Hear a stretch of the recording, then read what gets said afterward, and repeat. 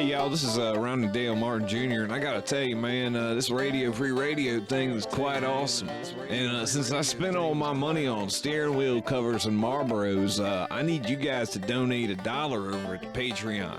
That site is patreon.com/Radio Free Radio. If you ain't heard about it, you need to get on over there and give your $1. On RadioFRadio.com. Take 16. It's the chocolate milk and waffle show. Yeah. Oh, yeah. Beautiful. Beautiful. Let's get it on. Who are these guys? It's my theme music. Every good hero should have some. Welcome in, here on Radio for Radio, go tell a friend. Went to Raleigh, Georgia, bring them in. We got so many things to talk about, so let's begin. Putting the highlight on local life on Thursdays, 8 at night. Hope you feeling alright, cause tonight we gon' get you right, yeah, show you right. We gon' laugh, joke, talk, rinse, repeat. We gon' keep it real chill, let's get deep. Ain't no topic off limits, no knock off the gimmick. 10 times out of 9, you'll be fine when we finish. We get talented, hard to get artists to target an audience. Talk accomplishments of those who get no acknowledgement. The studio be hot in the summertime, studio be cold in the winter. And know the chair a bit dusty, it be a throne we enter. Have a seat with us, chocolate milk and waffles, come and eat with us. 2 whole hours, turn your speakers up. And before we get it started, just repeat it thus. It's old chocolate milk and waffle show. It's the chocolate milk and waffle show. We got George, we got Terrell, we got milk, that's chocolate. We got beautiful buttery waffles, just the way your mama used to make them. Crazy. What's up, Internet? Hi, people. How y'all doing? You are tuned in to another buttery episode of the Chocolate Milk and Waffles Show. So smooth and buttery. I don't know if y'all have noticed, I've tried to use a new adjective at the beginning of every episode since we started up in January. Yeah, I don't know if you've noticed, I can't tell an adjective from an adverb. Adjective is a describing word, such as buttery or action-packed. Or saucy. Sauce is a good one, too. Saucy. Adjectives are your friends, Terrell. Welcome You're a back, writer. man. Thank you. Actually, I was being Thank you. sarcastic. I do know. No, yeah, it was. I was away last week. Yeah. But I'm back. I'm happy to be back. How Yeah. you doing? I'm doing good. How you doing? I'm good. I'm better. Bada bing, bada boom. Bada bing, bada boom. The realest guys in the room. Got a couple haters. And we're named after breakfast foods. Couple haters. Gotta have some haters. Couple haters. Yeah, what's good with you, man? Man, I'm chilling. Let's see what we got coming up community-wise. Of course, there's the open mic at the venue on 35th every Monday from 7 to 11, a cover of $3. Then on Wednesday, we have our first writing workshop of February at 7 p.m. also at the venue. Then February 10th, we have our second annual Valentine's Day event, Lover's Lane, an event for lovers and loathers of love. Come on out. We have 4 feature acts, including myself. We have love tarot readings. We have games, prizes, all kinds of really, really cool, fun stuff. And an open mic that will be scattered throughout the evening. The only catch, your piece has to be about love, but love is an onion. Yeah. Love is an onion with layers. What's layers? You got to do it in your Shrek voice. I don't let's see if I can do a Shrek voice. Onions have layers. There you go. Thank you. Because it wasn't coming to me. I was going to sound way like Scotty from Star Trek, and it wasn't. Close enough. Close enough. It's pretty much the same character, except one's Yeah. green and has the little ear thingies. Yeah. But yeah, so that's going to be a really good time. It's only $5. It's the second official year that it's been its own standalone event, but it was actually part of the Feature Sunday series for many years before that. So we're really excited about that. Dee Dee and Marlon have a short one-act play that they're doing based on love. I've got a feature. Elizabeth McDougall will be featuring.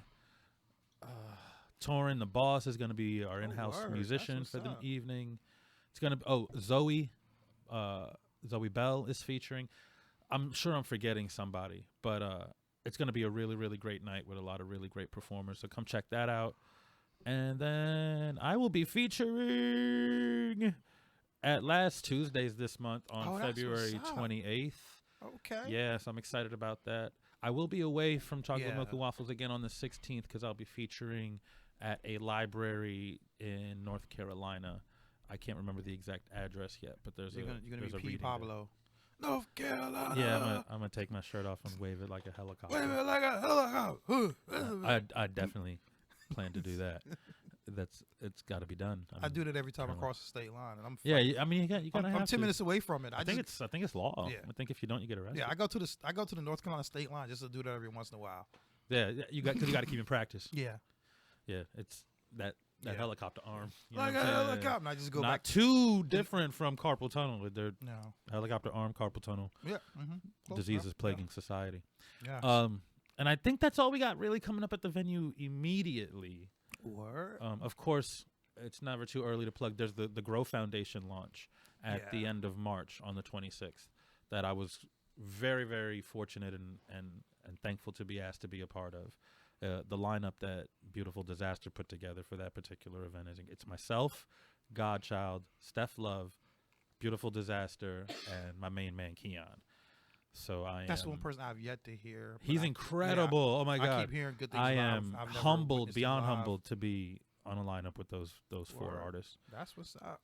So that's exciting. So yeah, definitely check that out. I'll have more details on that when it gets a little bit closer. Okay. I know you got. Yeah, definitely balafusion.com,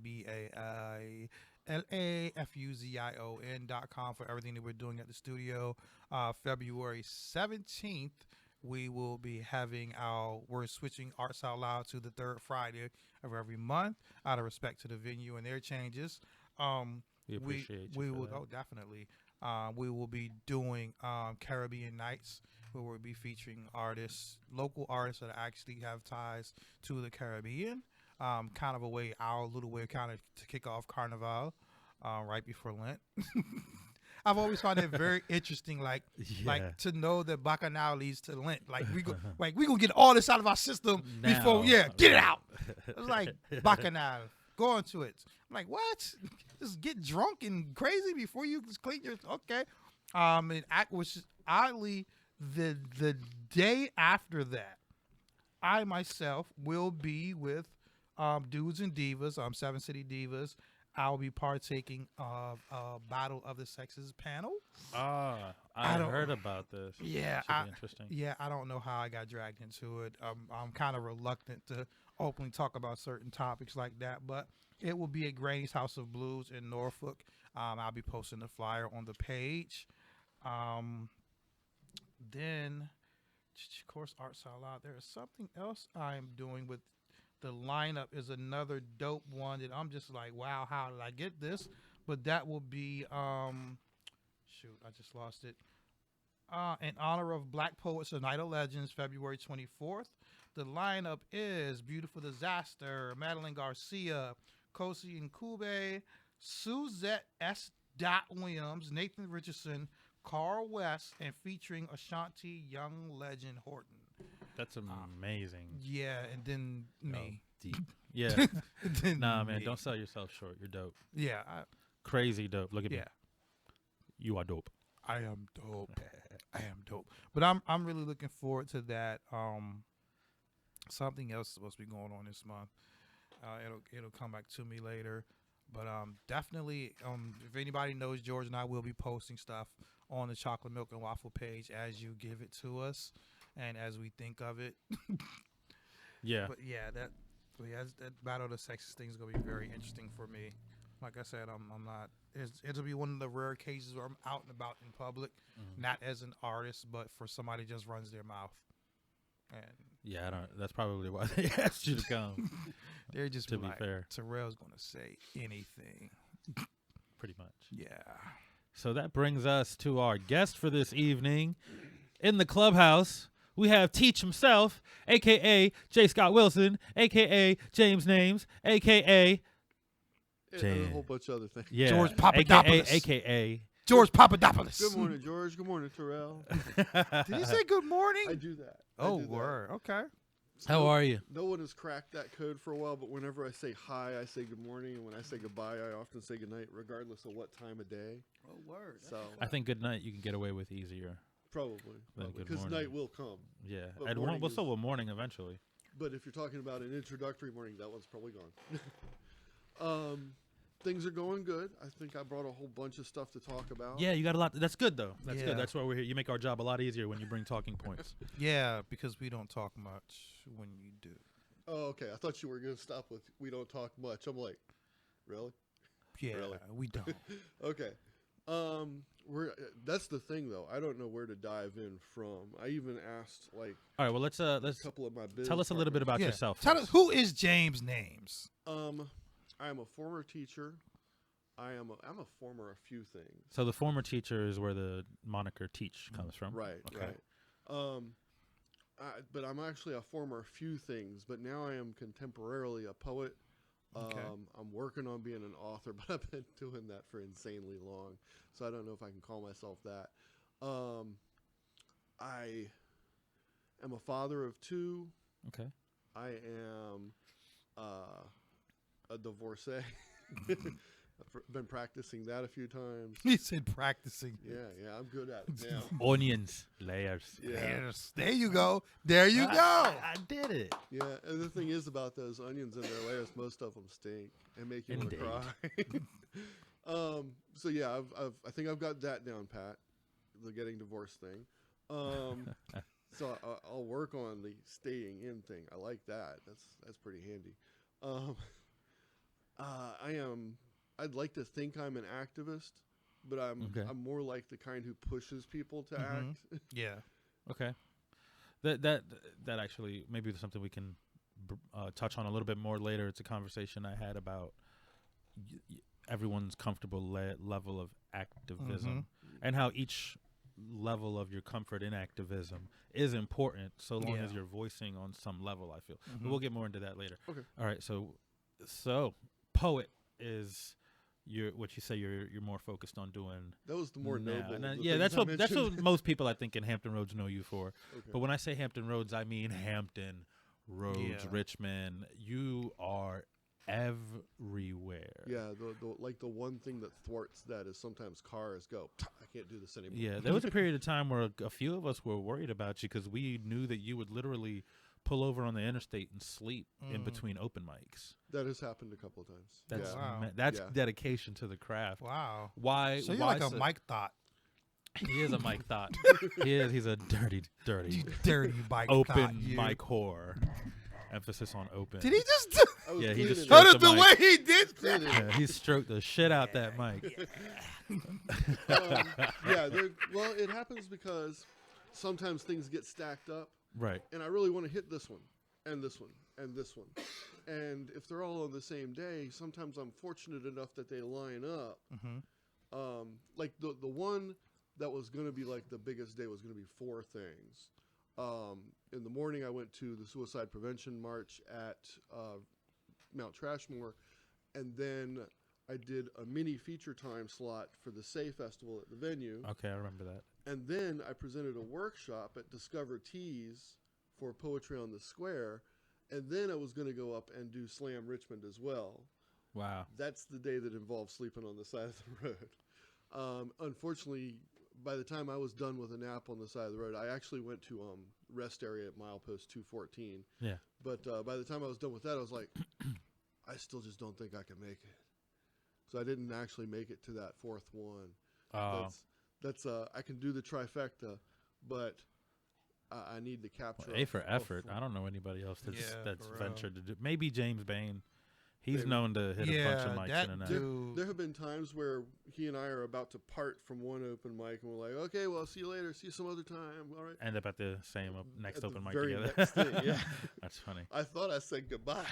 And that's how it is, though. That's good that you have that kind of a hunger for it, which has led you to take a couple other ventures in Yeah. the arts world.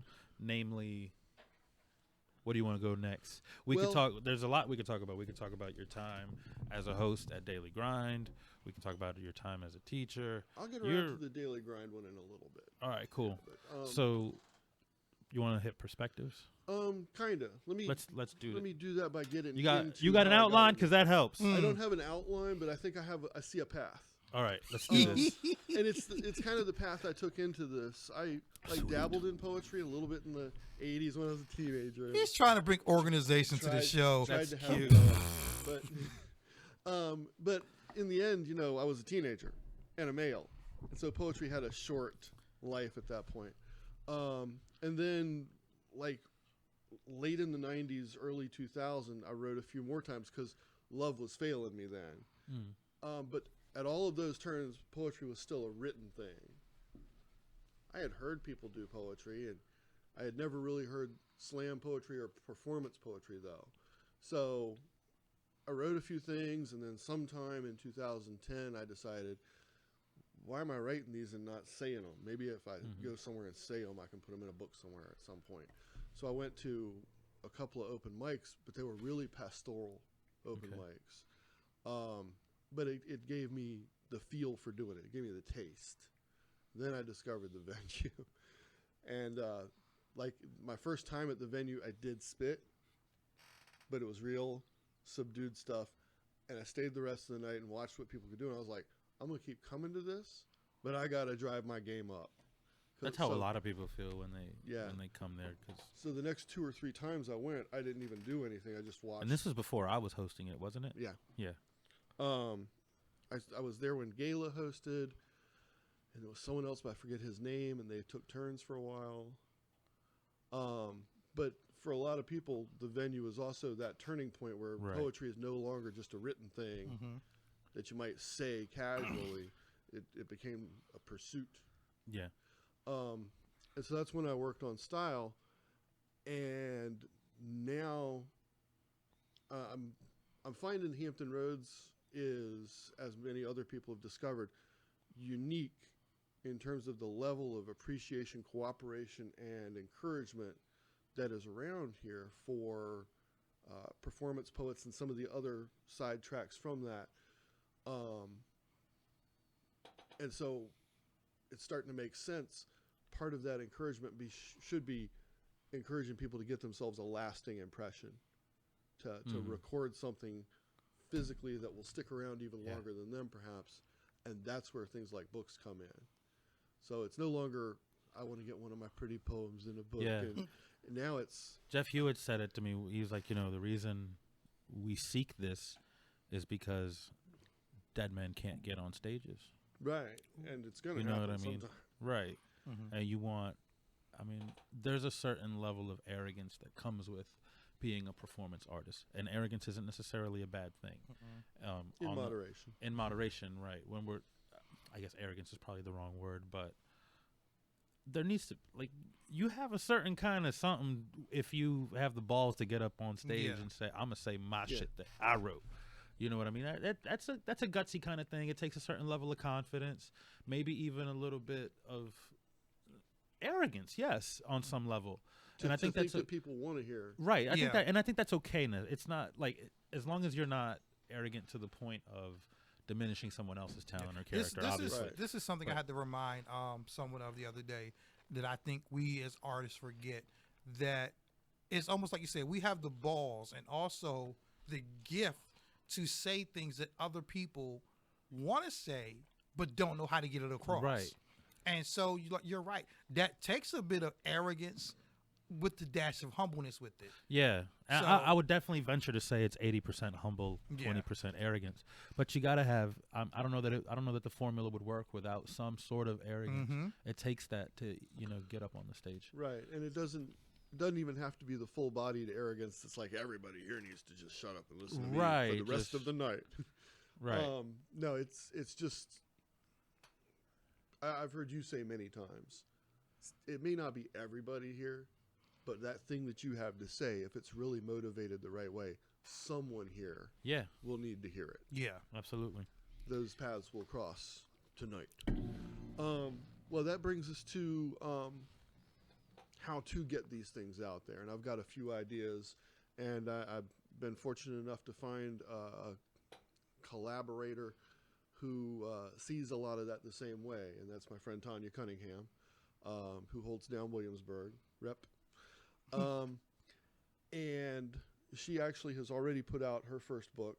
I want to plug that real quickly. It's called Pachamama and Scientific Eve. What? I'll show you. All I heard was Pokemon. Nice. Pachamama, which is an Indian word, I believe, for the creative spirit that generated the earth in their belief system, and Scientific Eve. So it's not an Earth type Pokemon. I'm good to go then. Okay. But it is Earth type. One way or the Yeah. other. Half right. And so she put this out about this time last year, maybe a hair before Christmas. And I want to say she was wildly successful.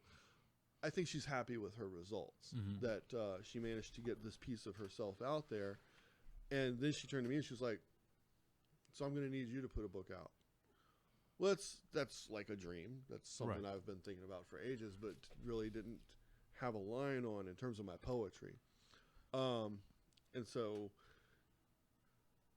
as we travel around sorry for hitting my mic, as we travel around in the circles around Hampton Roads with these encouraging and dynamic performance poets, more and more we were saying, we don't just want to see you and me in individual books. We want to hear from these people and see them in books too, because some of them are great to hear, but they're not on like the radio or something where you can turn on and the DJ eventually picks the song you want to hear. No, you go to an open mic and you may see that person, you may not. Yeah, and then you got to hope that they're going to do that poem that you were wanting to hear. Right, because they could pick some other one. And by putting these things in print, if you've seen them and then you see it on paper, you can kind of recreate their voice in your head. You can remember that performance. You get some of that effect again. There's another level that I want to take things to that I'll mention in a minute. Our first venture together, actually Tanya started it, but then she brought me in on it, was the first of the 757 Perspectives books. Okay. And during the month of April, which is National Poetry Month, she sent a message around and said, hey, what do y'all think about the idea of getting some poetry together? Could I get 10 or 20 people to send poetry in that they wrote this month to celebrate that month? And I think she was amazed at the response. And so she put together 757 Perspectives 1, dedicated it to the Hampton Roads Youth Poets Organization. So if you were to go to like an Amazon.com or something like that and look up 757 Perspectives and buy that book, she dedicated it in a way that some proceeds go to the Hampton Roads Youth Poets Organization. But it also, it doesn't just benefit them. Hopefully it benefits all the people that showed up in that book, because you could send in 5 poems. That's a pretty good sampling. Yeah. Again, not a tidal wave of success, but there were some purchases, there were some circulations, people talked about it. It's still available. And then another thing came across us. Local poet Taz, incredible poet, as most of your listeners probably even know, and both of you, of course, know. And you've had Taz here at least once. Twice, that's what I thought. She had put a book out sometime in 2015, and she got some circulation. She sold some copies, but then the ability to keep going with that disappeared. Yeah.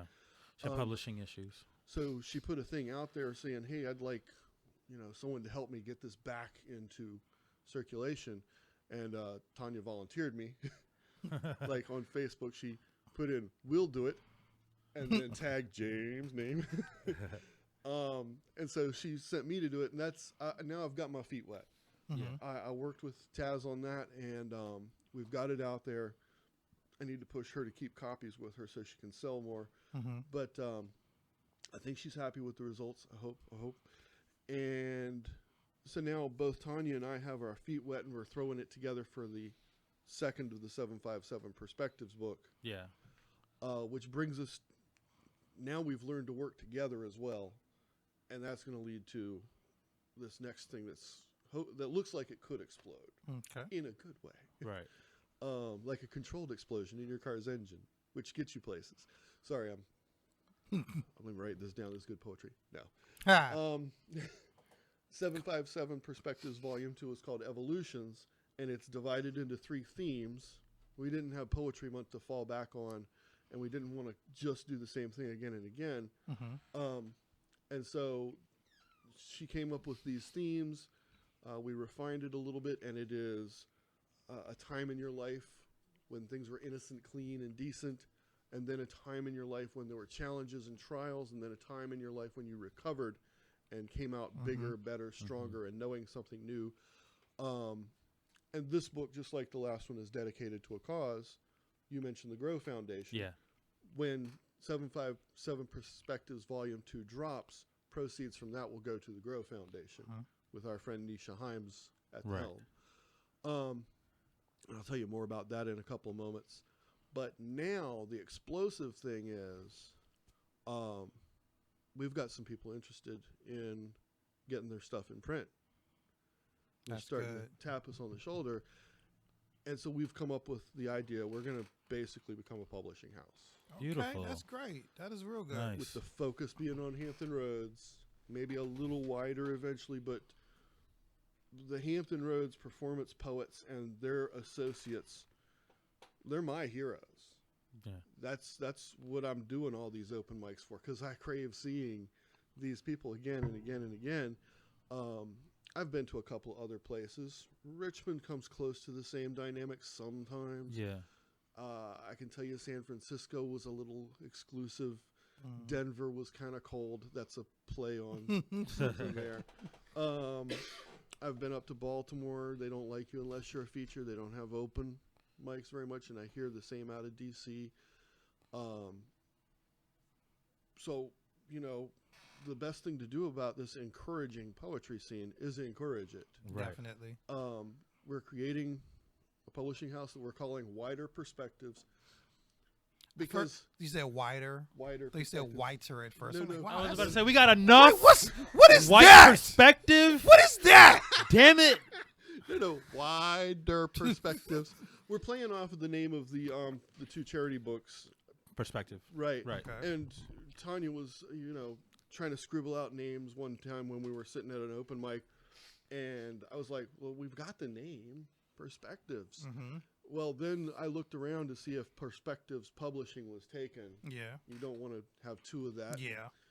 Yeah, it's taken. Of course. So then I started trying to throw words in front of it. Whiter was not one. It's Wider Perspectives, because New Perspectives was taken. Open Perspectives was taken.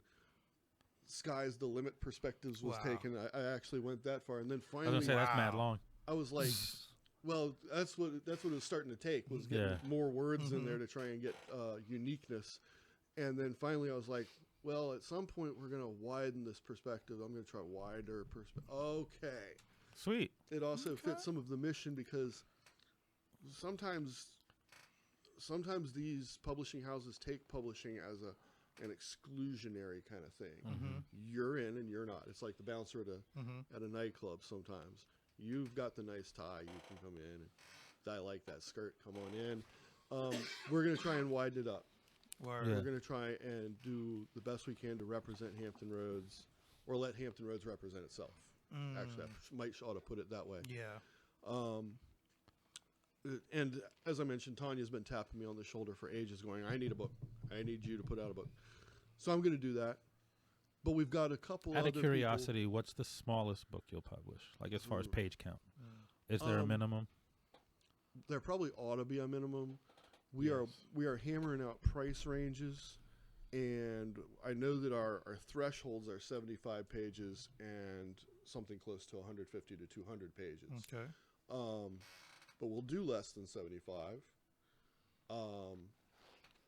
Only reason I ask is I've been playing with the idea of taking all my Halloween related work and putting it in a chat book, but I can't genuinely see it being more than 15 pages, Okay. which is probably why it'd be a chat book. Well, But we can talk about that type of shit later. But okay. But I know that you do some illustrations too, I do.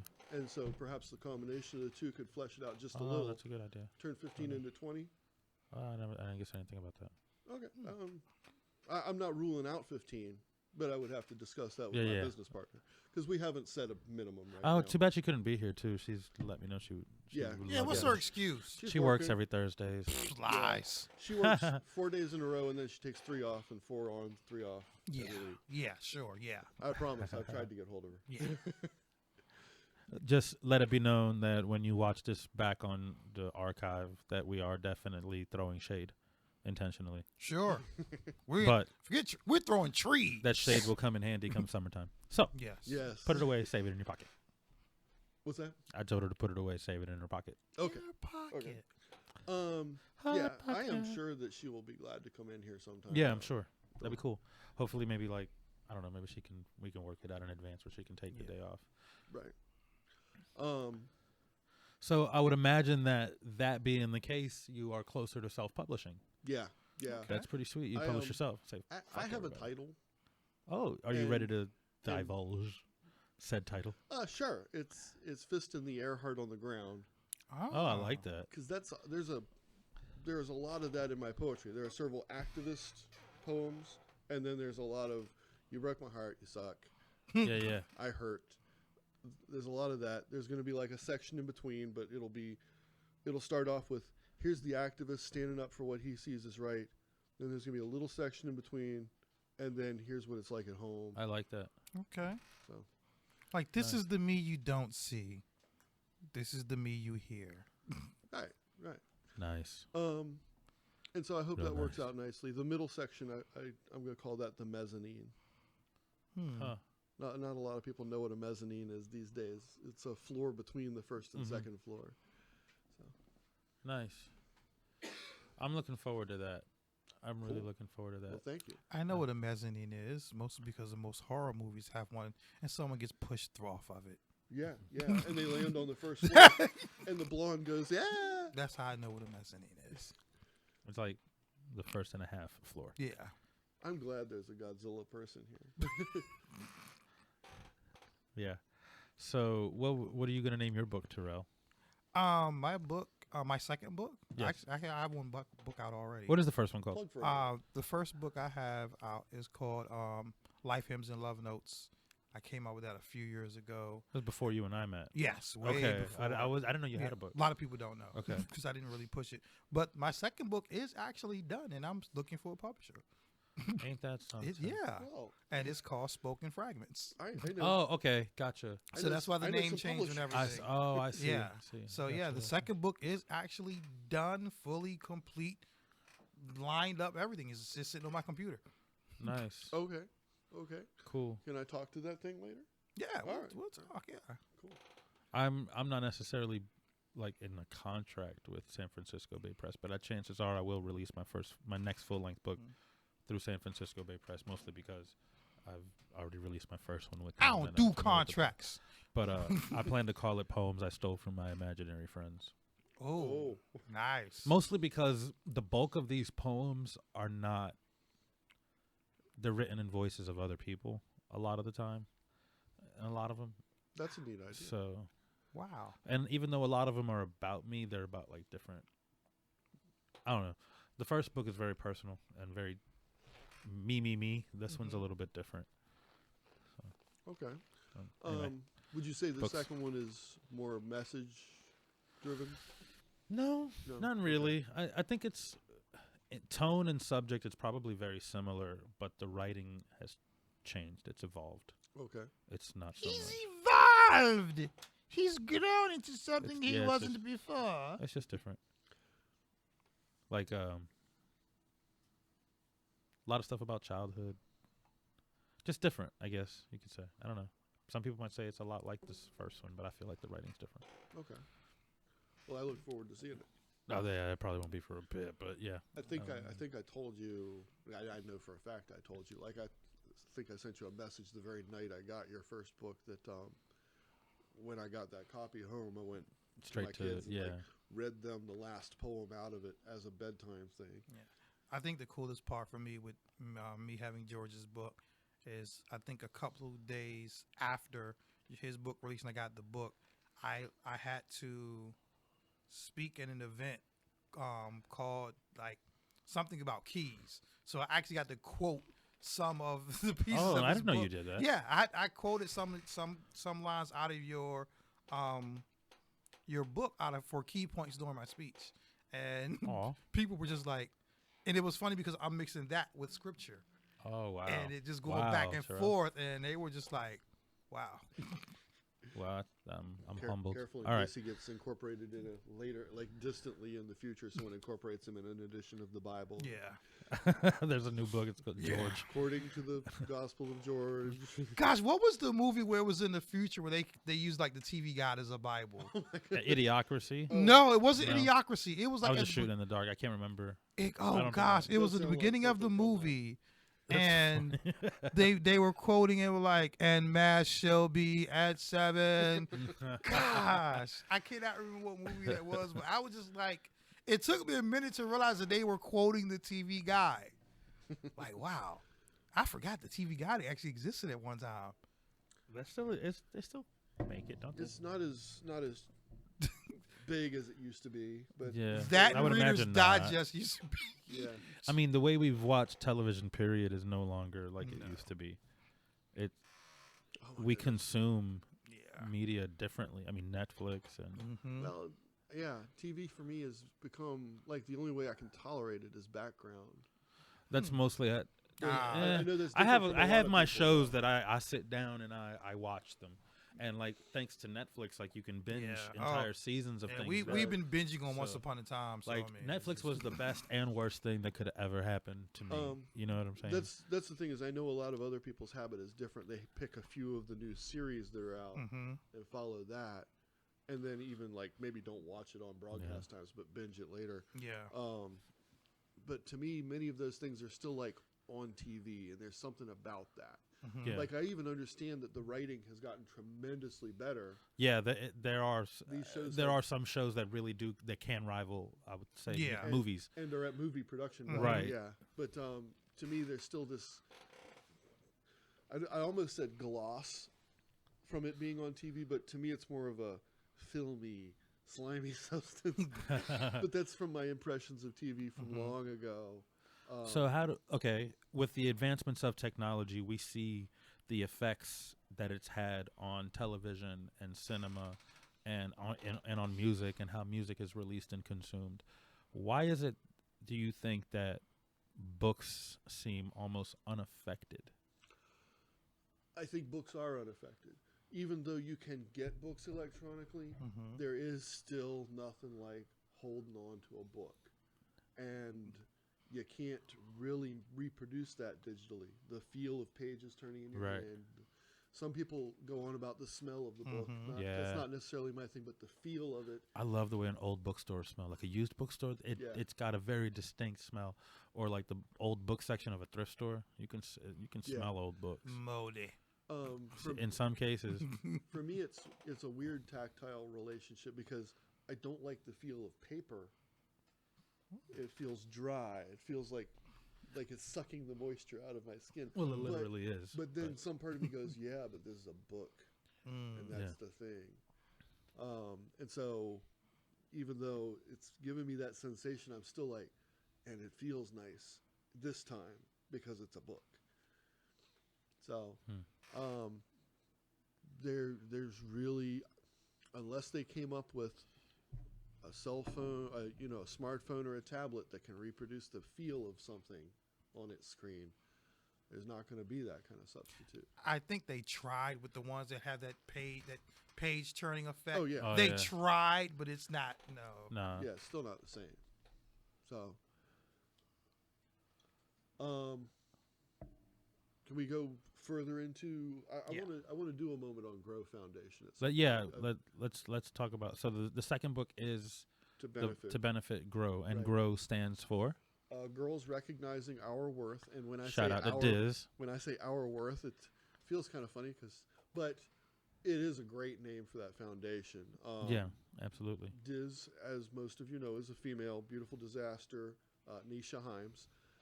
And she went through some experiences that I'm not going to go at length. It's her story, and I think she shares it openly and happily, but it is her story. But it led her to recognize need and she's attacking that need with a shovel and a Yeah, pickaxe. for sure. And We're very proud of her. yeah. She's dedicated a lot of energy to getting this thing started, and I hope it winds up taking off in the way that she can expand it and expand it and expand it. What Girls Recognizing Our Worth tries to do is to elevate women who are in or facing abusive situations. I think a lot of the time it's going to be spouses or girlfriends who are dug into a relationship. I don't know if she's going to delve into adult children who are still staying with their parents and that household has gone bad, but perhaps she will. Perhaps she'll find some other focus for that. And her method is to gather all kinds of resources and information. So if she or someone who knows her or someone that knows the foundation encounters a woman in one of these situations, through a referral, she can then start educating them. You know, it doesn't have to be like this. Here are better samples. Here's how it could be. Right. Here's why this is bad for you and will be bad for your family in the long run. Now that we've got that settled, here are the things you can do about it. So she's getting in contact with resettlement sources, ways to get hold of, like many people in that situation, sometimes they have to leave abruptly. So she's getting hold of sources for food, clothing that got left behind, things like that. And perhaps even legal resources, and hopefully ultimately protection, because sometimes these people that have to leave an abusive situation then get pursued. Right. And you don't want that. So hopefully 757 Perspectives Volume 2 pours some needed profits into that. There will be ways that one can donate. I don't know that she has all of them up and running yet, but I actually wanted to go ahead and mention websites, things like that. Go for it. So people can get more information. So I jotted some of them down. She is on Facebook with the foundation. It's Grow Foundation VA. Or if you want to go to a website, it may be under development or it may be done. It sounds like it could drop anytime. It's also growfoundationva.org. And if you use Instagram, I don't, but I know the kids these days. Yeah, she's It's grow_VA.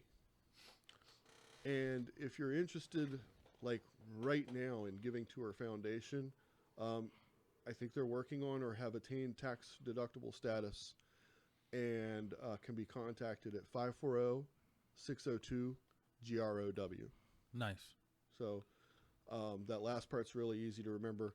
It's not 757, it's 540, which is like 2 area codes away, but still in Virginia, and then 602 GROW.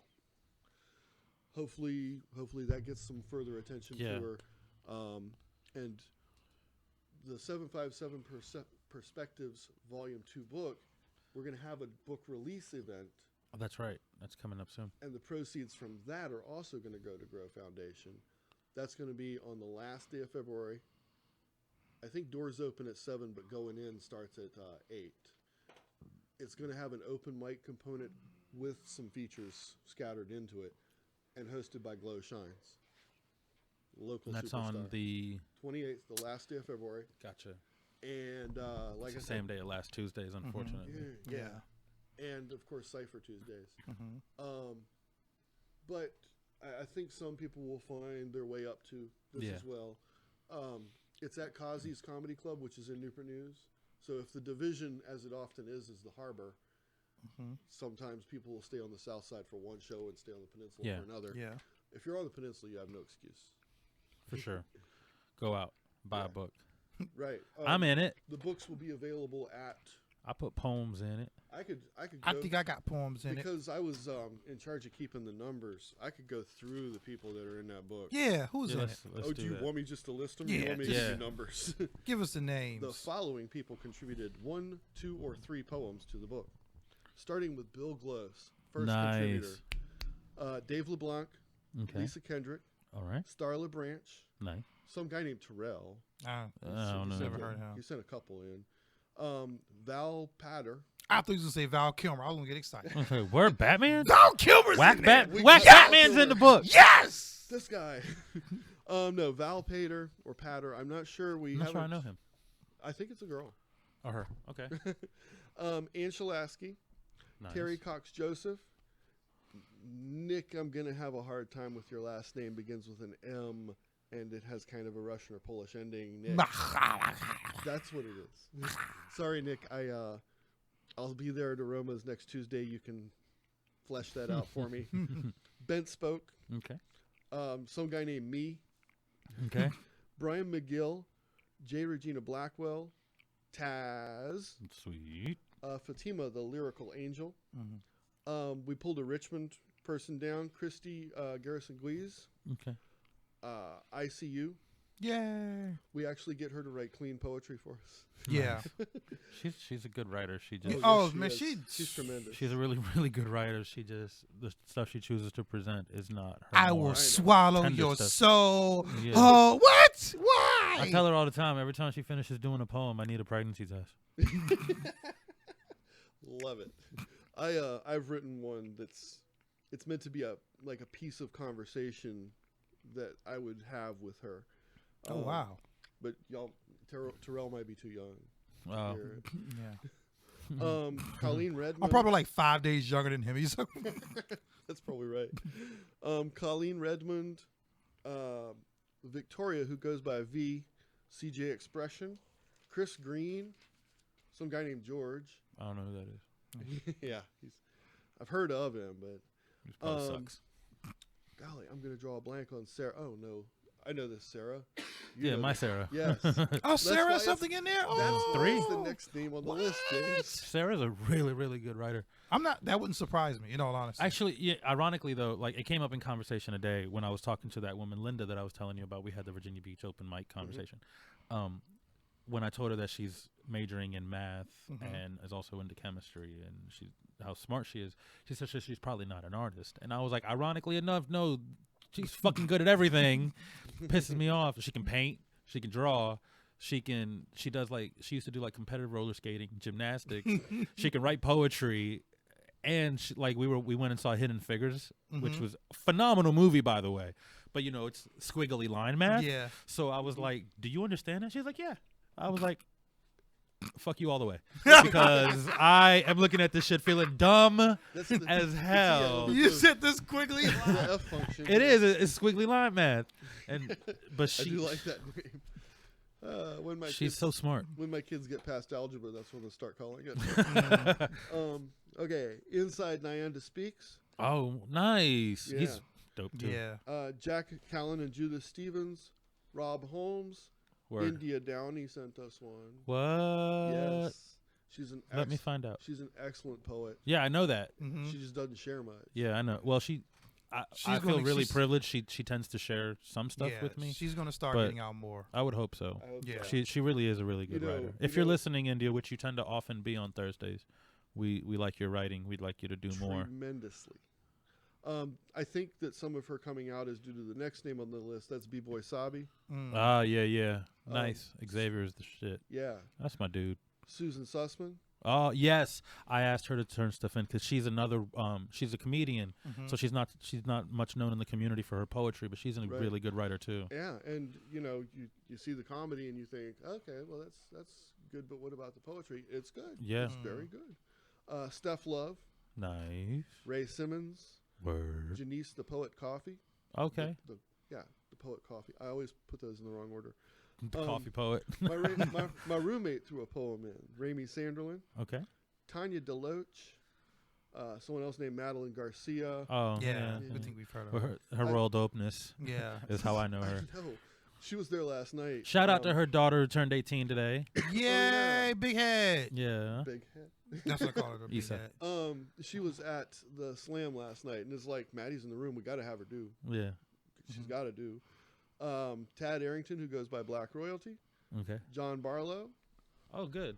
poet named Bliss, and then this other person called Tanya. Ah, Tanya. Tanya. Yeah. Nice. Eric didn't turn anything in for this one, huh? Oh, I'm sorry. Yes, he did. I don't remember you. I don't think you got to him. I don't think I listed him on this sheet because I was like, while I was working on this sheet, I was working on putting his poetry on the page. I was about to say, as much as bitching as he did, he better have fucking submitted something. Yeah, I said it. Yeah. I love him. I can say that. Yeah. That's my dude. And 'Cause I that's can- what Eric does Eric with get- love. Yeah, Eric rides my nerves what he does sometimes, but I love him. So those people had all just plain old better come out on the 28th to the book Yeah. release party.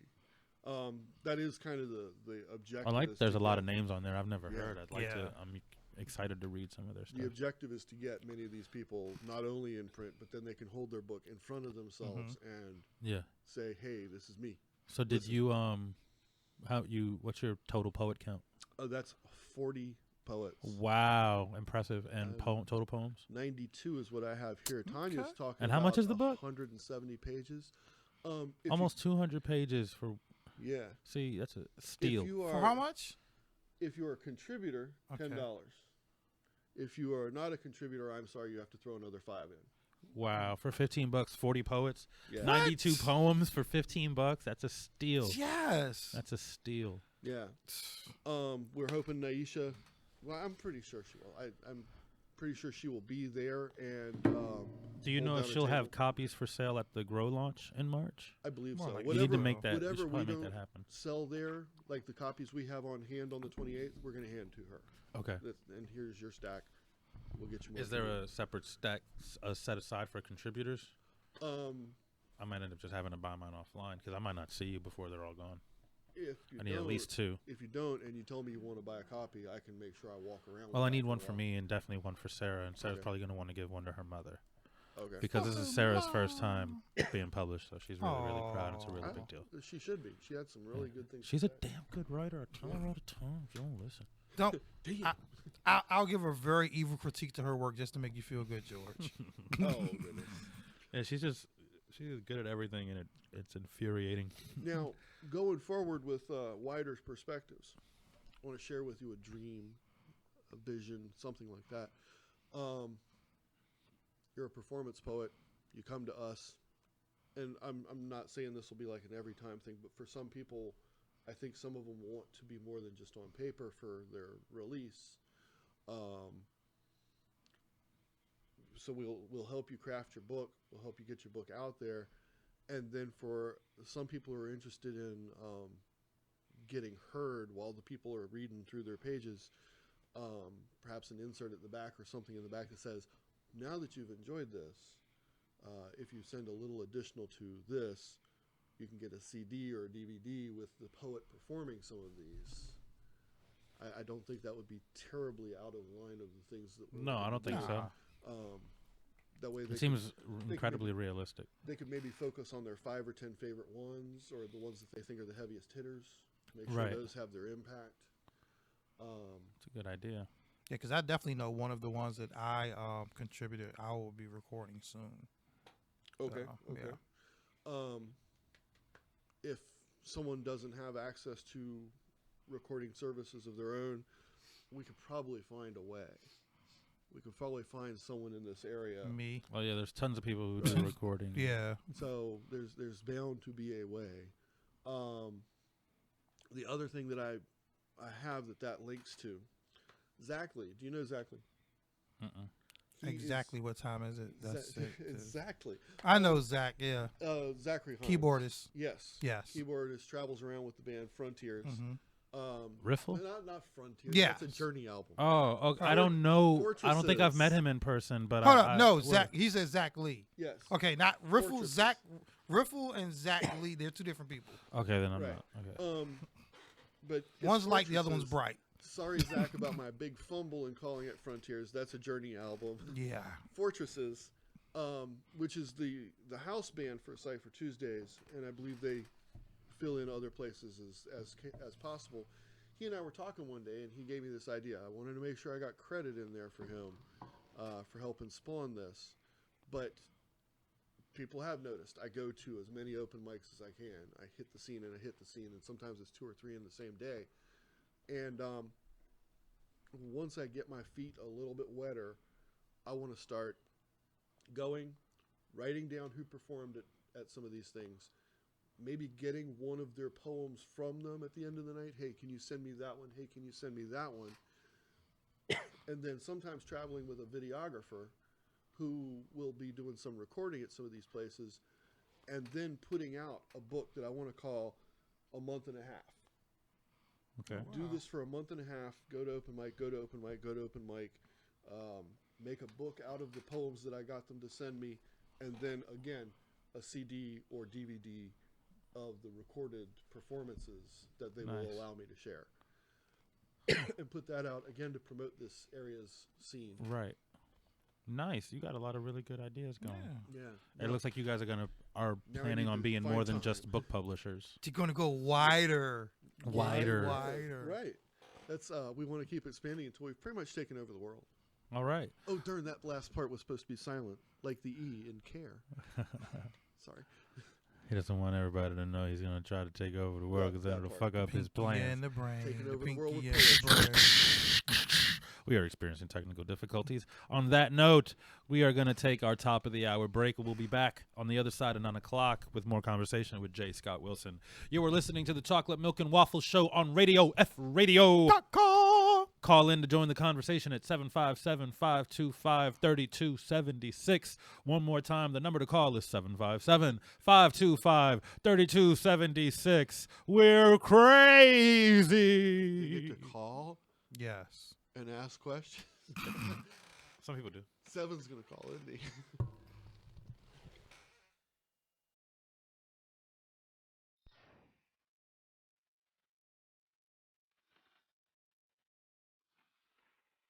Smoke floating across the room, getting high, so high. With you, baby, baby, smoke floating across the room. I'ma do what you tell me to do. I need you, baby, baby, smoke floating across the room, getting high, so high. With you, baby, baby, smoke floating across the room. I'ma do what you tell me to do. I need you, baby, baby. The fever, he telling me that it's the reefer. I tell him to look at me deeper, he falls in my eyes, they put him to sleeper. Baby, this more than the drugs. Baby, you falling in love. Baby, get into these X's and O's. I'll kiss, I'll give you a hug. Rub up and down on your arms and run through the blood in your veins. I'll moisten up all your endorphins and like I'm some morphine, I'll take away pain. Insane is the color of love, and you my kaleidoscope dream.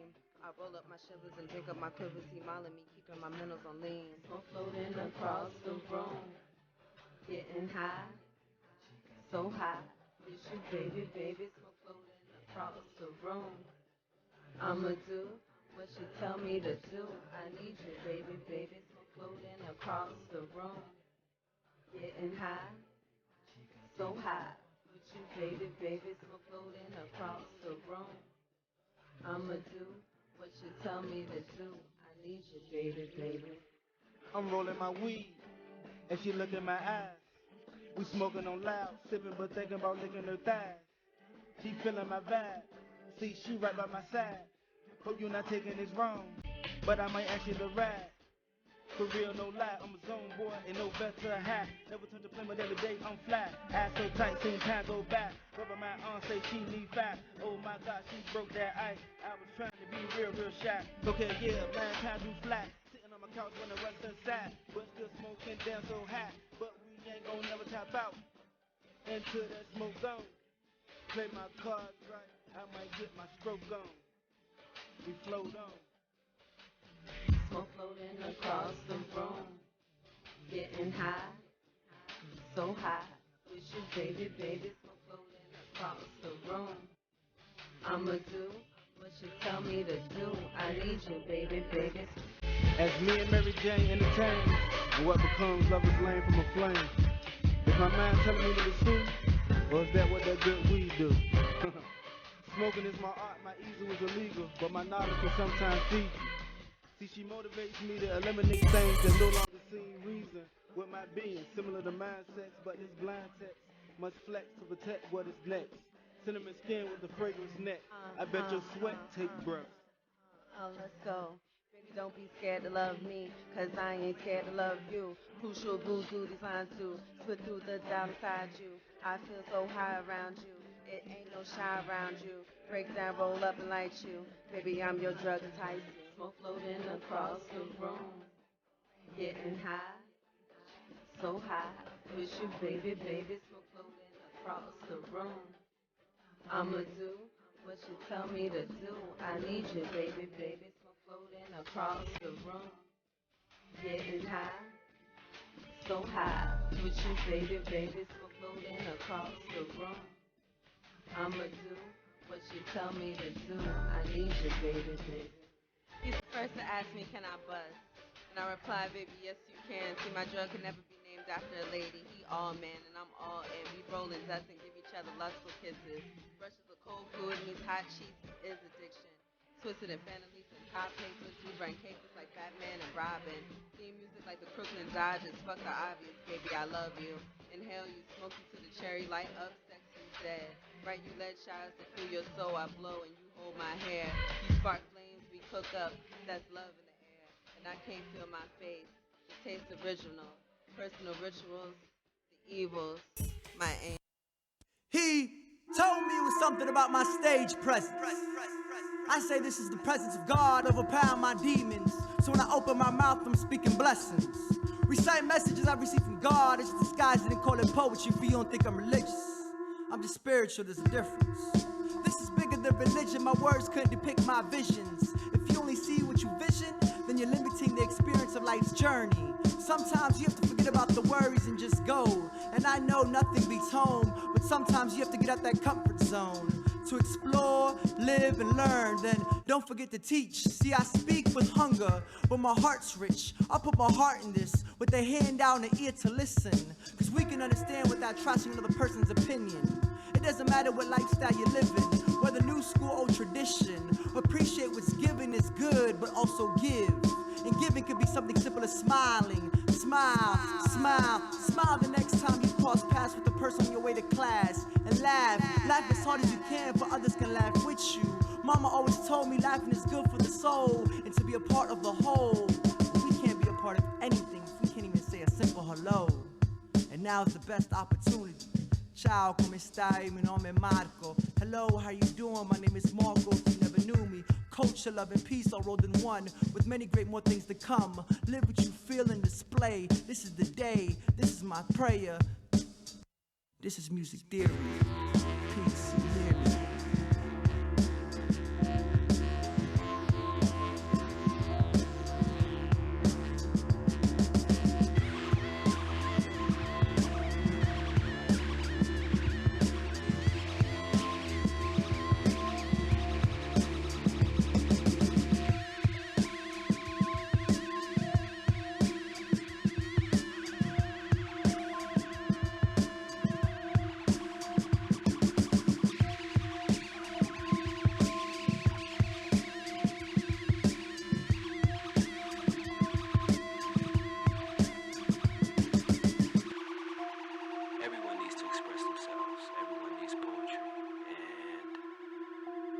starts with the word, and I think the highest evolution of poetry is that which is exemplified through a person's life or experiences, and a person's character is the truest form of poetry.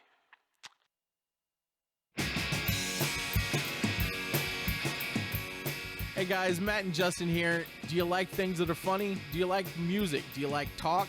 Well, we've got it all on Good Morning You Drunks. How do you feel about double middle fingers? I don't like them, but I will accept them. Oh, Monday nights, 8 p.m., Good Morning You Drunks, only on our station, Radio Free Radio, RadioFradio.com. We promise we're not going to give you double middle fingers. RadioFradio.com. Take 16. It's the chocolate milk and waffle show. Yeah. Oh, yeah. Beautiful. Beautiful. Let's get it on. Who are these guys? It's my theme music. Every good hero should have some. Welcome in, here on Radio for Radio, go tell a friend. Went to Railing, Georgia, bring them in. We got so many things to talk about, so let's begin. Putting the highlight on local life on Thursdays, 8 at night. Hope you feeling alright. right, cause tonight we gon' get you right, yeah, show you right. We gon' laugh, joke, talk, rinse, repeat. We gon' keep it real chill, plus get deep. Ain't no topic off limits, no knock off a gimmick. 10 times out of 9, you'll be fine when we finish. We get talented, hard to get artists to target an audience. Talk accomplishments of those who get no acknowledgement. The studio be hot in the summertime, studio be cold in the winter. And know the chair a bit dusty, it be a throne we enter. Have a seat with us, chocolate milk and waffles, come and eat with us. 2 whole hours, turn your speakers up. And before we get it started, just repeat it. Thus is old chocolate milk and waffle show. It's the chocolate milk and waffle show. We got George, we got Terrell, we got milk, that's chocolate. We got beautiful buttery waffles, just the way your mama used to make them. Crazy. We are crazy back. show. You have been listening to the Chocolate Milk and Waffle Show on the Diabolical Radio F Radio.com. We are here with the magnanimous J. Scott Wilson. Am I magnanimous? I don't know. I'm just throwing out random adjectives, man. Yo, real quick. I know we got some Glittery. things we talk about. I made Trey laugh, I think. How did you come up? I know the story, but for those who don't know, how did you go from? How did you get James' names? How did you get that? Okay. Well, there's an ex-wife to dodge. And when I moved back to this area, a lot of faces had changed on the scene. A lot had changed, but I was able to latch on to Jename. He was still there. He was still kicking. And so I grabbed onto that. And he was one of about 4 or 5 people that was like, welcome back. Where have you been, man? We've been missing you. And so I tagged on with his show last name, Name, which is spelled in a funny way. I don't want to call it a funny way. Unique. But it is Not North American-y. It is his soldier name, Jename Soldier. And so I tagged onto that to basically join his tribe as like my thank you for welcoming me back in kind of movement there.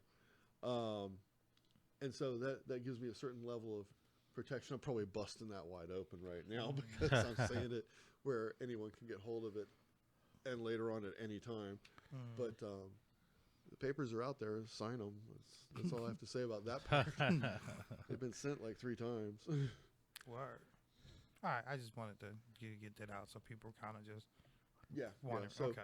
James Name, N-Y-A-M-E, is me. I have one other like performance name that I haven't really released yet because it's going to go with a certain body of poetry, and that's Bridge Tunnel. Okay. Because it's going to focus on my poetry under that name is going to focus on Hampton Roads issues, especially like political things. Okay. I have a big poem that when I'm done with it, I'm going to send off to the governor and the House of Delegates and the state senators to like say, remember us down here? Yeah. I think that's like a big driving thing for me. Hampton Roads is the 7th most populous urban area in the country. I did not know that. But I didn't either. It does not do us any service to be stuck way at the tail end of the third-rate interstate. Yeah. You know, other big cities with this many people in them have 2-3 interstates crossing in that area, and I mean, look at us. We do have 2 airports. Right. We have sometimes the world's biggest shipping port through here, and you start going to people in other parts of the country and say, name important stuff in big cities around the country. They won't even think to talk about us. No. Right. And we got NASA. Right. Langley. And the biggest Navy base in the world. That's the one thing people will think of. That and the beach. Yeah. Maybe Williamsburg. But we got so much more, and this is going to be... Because you ask people, what's the first thing you think about when you think about Virginia, and they're like, slavery? that one comes up. Civil War, most of the battles of the Civil War were here. So... The fact that we refuse to rescind segregation, even though the Supreme Court had deemed it unconstitutional. That's kind of the thing, is let the Supreme Court do it, and it's done. But you're right. It took a long time for Virginia to issue the official apology to former slaves.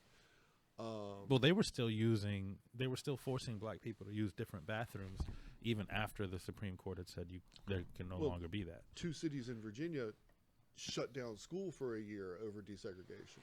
Yeah. Norfolk was one of them. Hampton was the other, wasn't it? No, Roanoke.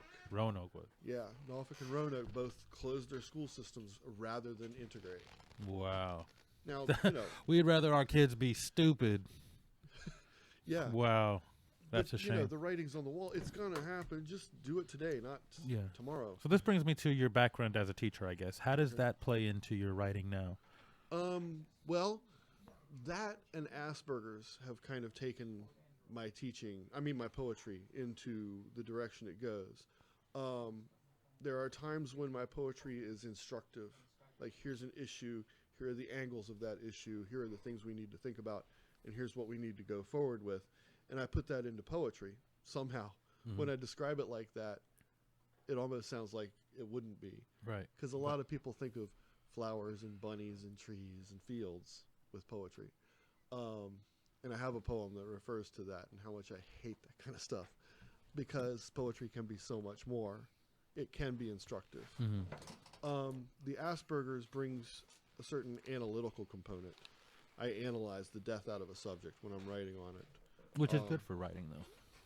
Right, but some people won't go down as many avenues as I do. And, right.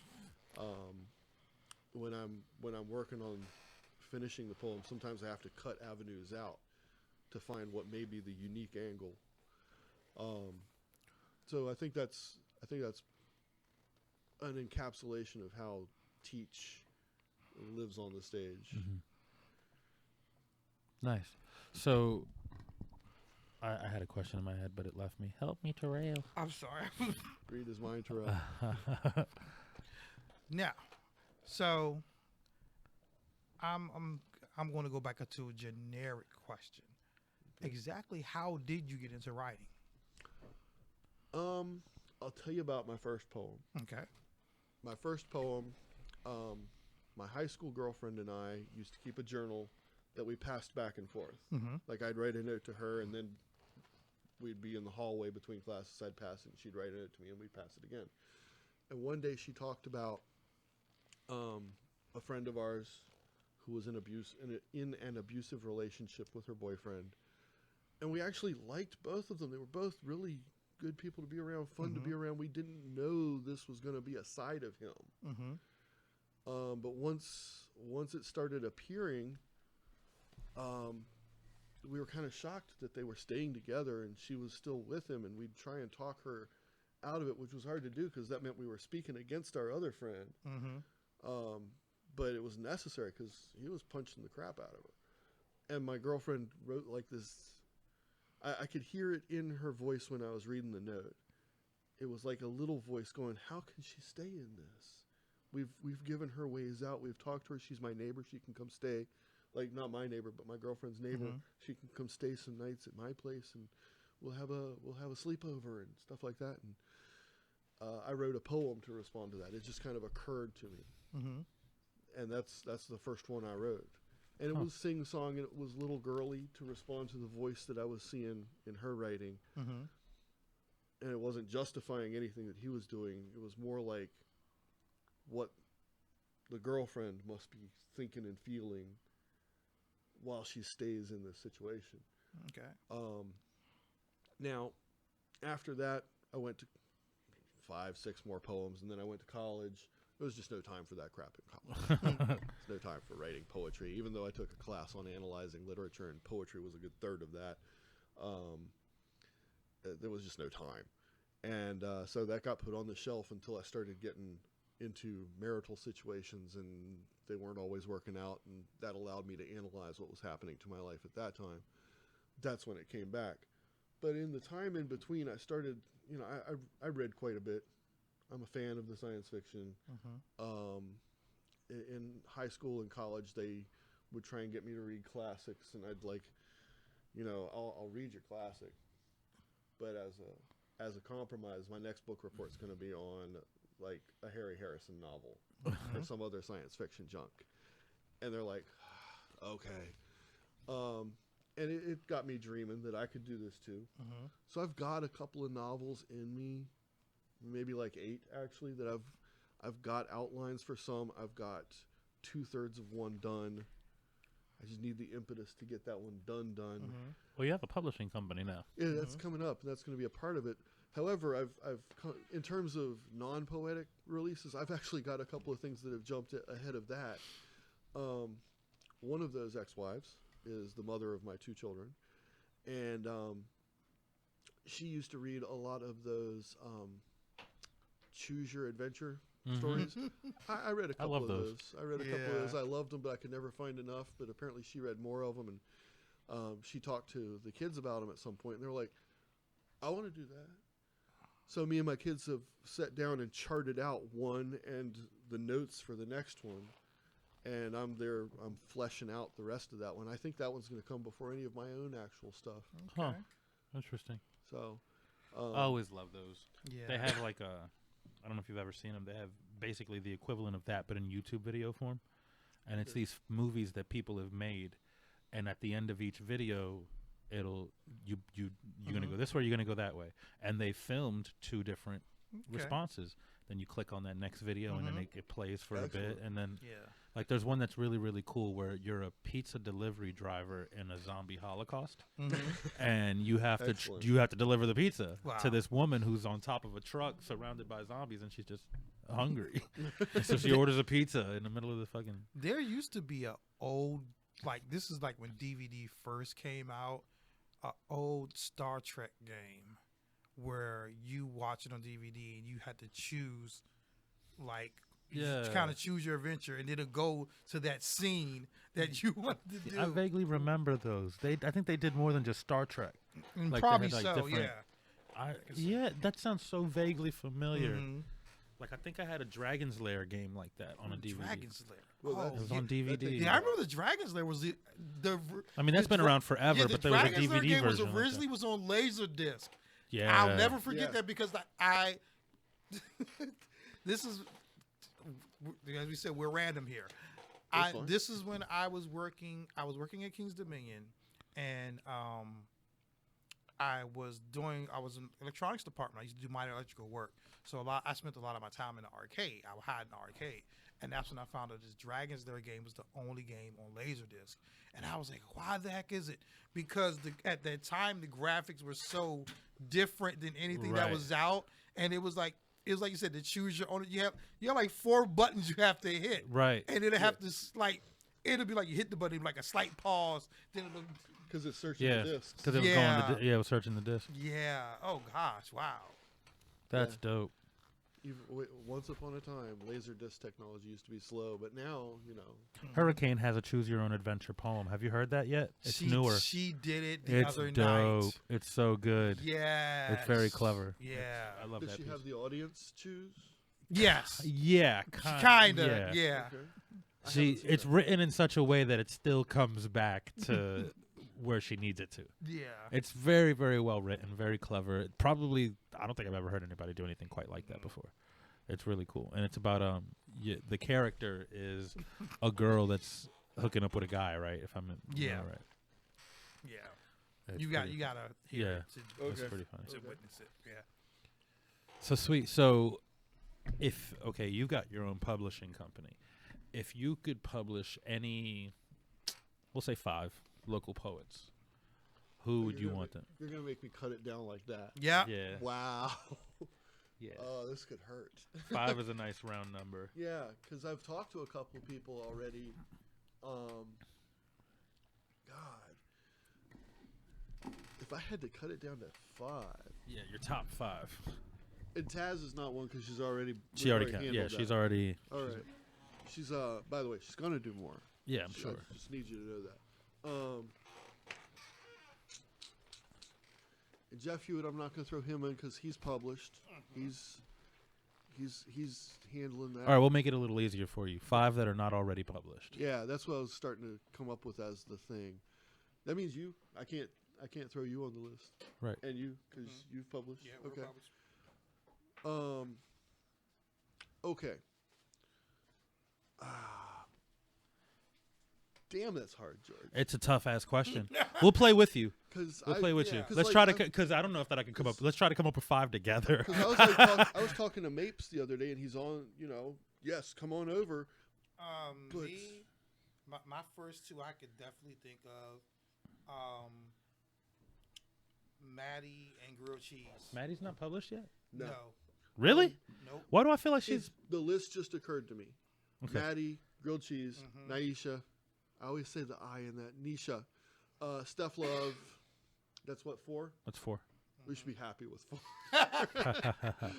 Fair enough. I would throw JT in there. Tom Williams? Yeah. He's published. Oh, he's published? Several times. Should have figured that. Several times He's over, like at actually. least 3 times published. Okay, I should have figured that. I have 2 of his, I think. Okay. Yeah. Nathan's published, so not Nathan. Yeah, heavily. Yeah. Jack is published twice. Does Godchild have anything out? Yeah. Does he have print out? Because Yes. I know Godchild has. He has that book of haikus. Okay. It's called My First Form. I just realized Jack Callan is published, but his wife is not. Except really? except in Chris like the Fallon. collectives. Chris Fallon should be published. He's an incredible writer. Yes. Yeah. But I just. Oh, Ryan Thomas. Okay. Oh, that dude is so fucking good. Does he have? I love the way you said that. Man, that's my dude. Like, he is so good. Does he have the body of work? Does he have? Yeah. Okay. Tom Lavelle. Yes. Well, Tom Lavelle's published through us. I should have he- figured that. He released the same month I did. Son of a bitch, dick ass, fuck nugget, And then he did, bastard ass. Tom did what we all should be doing. He went on a tour, and I think he's gone on a second one since. It started then. in Canada. The son of a bitch. The son of a bitch bought like 200 copies of his own book, drove to Canada. It started there. And started there and drove his way back down, just hitting every single open mic he possibly could in like a month and a half. At one point, he sold out. I Yeah, mean, some he had to people get double he had sell to in get 10. Jeff to mail him books while on tour. Yo, that's bananas. He's got the #1 selling book on all of San Francisco Bay Press because Jeff didn't take into consideration this bastard had a $50,000 strong Twitter following. Yes. And they all wanted books at the same time. That's how And he we're a fills out tiny 2 little tours. press, man. They couldn't keep up. Right. But that's that's how he's done 2 tours. He's like packing rooms. I've seen photos from some of his shops. So yeah, Tom blew it away with that. Yeah. Wow. Now, he has ghosted a little on us, but I don't know if that's because he's been on tour. Oh, he's been around. Yeah. Okay. I think you just keep missing him. He was at open mic. That's what happens recently. when you have car trouble. Yeah. I I mean, the community has gotten so big at this point; it's easy for us to miss each other. Like, you know what I mean? we slide right by each other other. thing we don't realize sometimes is the extreme volume of It's huge. producing poets in Hampton Roads. One other and I were batting it around the other day, and we thought maybe there could be 800 hiding in the cracks here. Oh, easy. Yeah, and never the thing mind about the it- never mind the ones that have never been to a mic. Yeah, Right. You know what I mean? That's That right in their room. Don't even include college students that are Right. not really in the area, like talking about it. Yeah. It's But And never 150 the fact that we're heavy such a rotation. transient area, we're constantly having because of the military, we have an influx of new Yeah. artists in and out of the area constantly. And I think we managed to keep some of them. Haven's not leaving yet. Right. Right. She's decided to stay here. Thank Joel goodness. has decided to stay here. Found has decided to stay here. All military. Yeah. And they decided to make Norfolk their home, mostly because of the art scene. And then some of our non-poet periphery people who are still, tremendous on our scene. Some of them are still active military, but like Street Drummer. Oh, Maurice Haché. Yeah. And, well, you mentioned Joel because He's he's comedy. primary comedy, but yeah. In all fairness, Joel isn't staying because of the arts. He's staying because of his relationship. But Right, but I'll he- count it. but he knows we I'm love him, going to too. count that one. Yeah, Joe, you're stuck with us. We love Bastard. you. You bastard. It's the best thing I can say for that. So that's another Stereo thing is, coughing. Get some of these people known here as part of our personality. I'm sorry. I'm still on stereo coffee. What the fuck was that? They both coughed at the same time. Oh, stereo coughing. Yeah. I thought you said stereo coffee. That's double I was like, that sounds like a really cool band. Do we have a track from Stereo Coffee? They stay woke. They stay woke. Up all night. Yeah. Up all night. My eyes hurt. They're hit their first album, Caffeinated. They got a song called Percolator Remix. Percolator 2017. All right, we got to stop. No F and decaf. There's no F and decaf. And there's someone Decaf with a PH.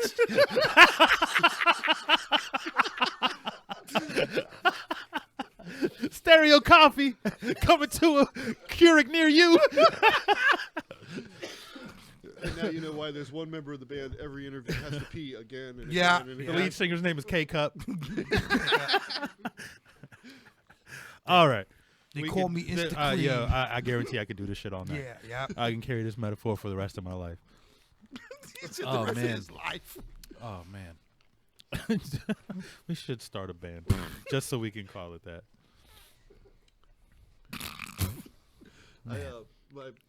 My best friend in college, and I came up with a band idea planning its breakup. The band was going to be called, I'm going to forget the name of it, Pangea. Why would I forget that? Oh, clever. And then it's going to break up into other bands, Silesia, Gondwanaland. But then breaking up beyond that, some of the names were taken up, like Europe, Asia, America. Those names were taken, so we would have to come up with something else. I don't know if there's a band called Africa. I don't think there is.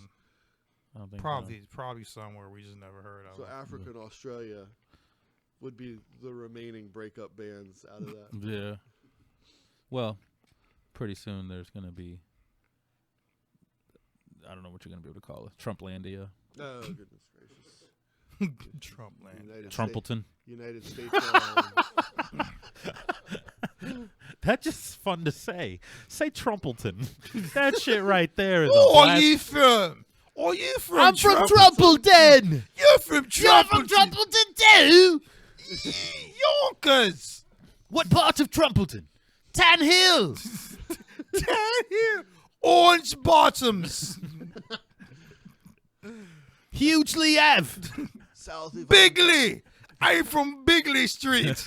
Alternative Facts Emporium. That's the Where I news spent media. many of my young days stocking the shelves with bullshit.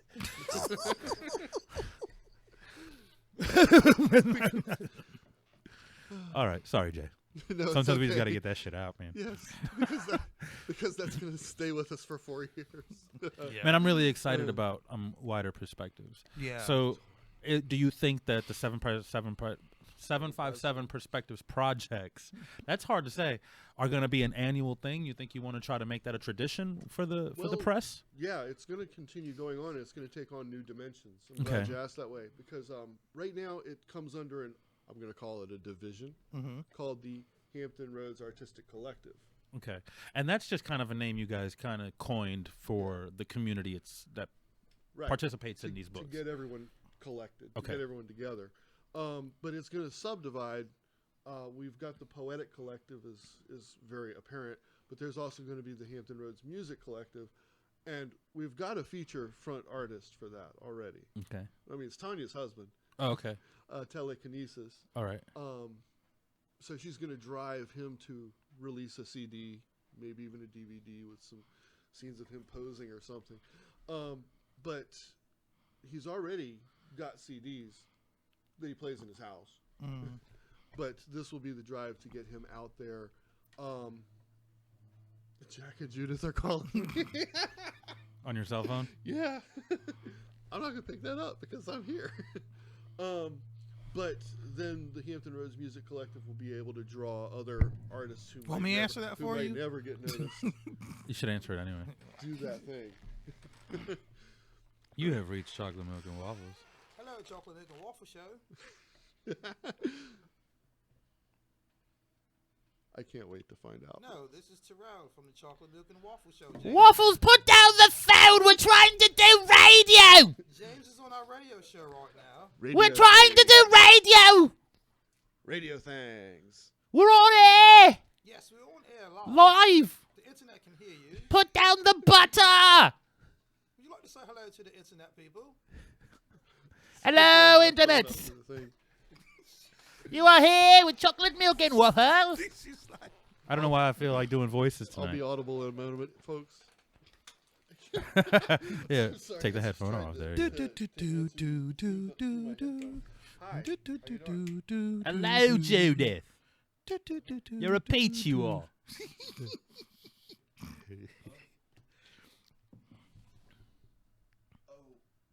Yeah. Only on the Chocolate Milk and Waffle Show. Yeah. We would allow such a thing.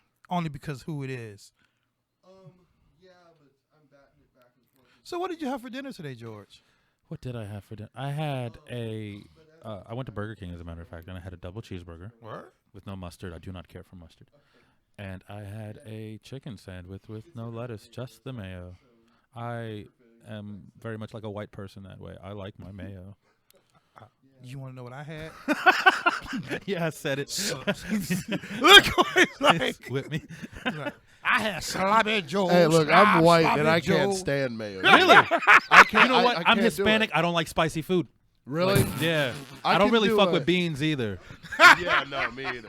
Like, I used to, like... I hate fried chicken and watermelon. We're talking about food. The beans and Hispanic thing is a stereotype for a reason. Yeah. We ate that shit every meal. Right. Rice and beans and then some sort of protein.